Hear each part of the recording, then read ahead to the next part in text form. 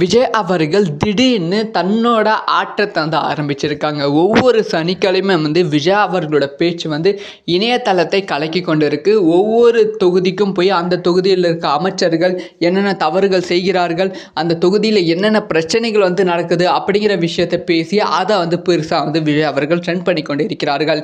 அந்த வகையில் இப்போ வருகிற சனிக்கிழமை சேலம் மாவட்டத்திற்கு விஜய் அவர்கள் செல்கிற மாதிரி இருந்துச்சு. அதுக்கான பிளான் ஷெடியூலில் அப்படி தான் போட்டிருந்தாங்க. ஆனால் திடீர்னு விஜய் அவர்கள் கரூருக்கு செல்கிற மாதிரி ஷெடியூலை சேஞ்ச் பண்ணியிருக்காங்க. கரூர் மாவட்டத்தில் தமிழக வெற்றி கழக நிர்வாகிகள் பர்மிஷன் வாங்கி கொண்டு இருக்காங்க அப்படிங்கிற செய்தி கிடைச்சிருக்கு. ஸோ இதில் என்ன மேட்டர் அப்படின்னு பார்த்தீங்கன்னா திடீர் இந்த மாற்றத்திற்கான காரணம் செந்தில் பாலாஜி அப்படின்னு சொல்லப்படுகிறது.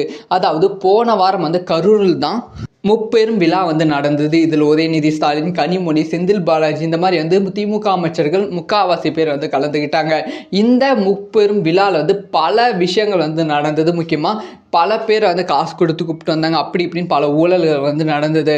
அதனால தான் இந்த ஒரு விஷயத்தை தெரியப்படுத்த, இந்த ஒரு விஷயத்தை வச்சு செய்ய விஜய் அவர்கள் திடீர்னு தன்னோட ஷெடியூலை சேஞ்ச் பண்ணி கரூர் மாவட்டத்தில் தன்னோட பிரச்சாரத்தை வருகிற சனிக்கிழமை பண்ண போகிறாங்க. வருகிற சனிக்கிழமை ரொம்ப ரொம்ப எதிர்பார்க்கும் நாளாக இருக்கப்படுகிறது.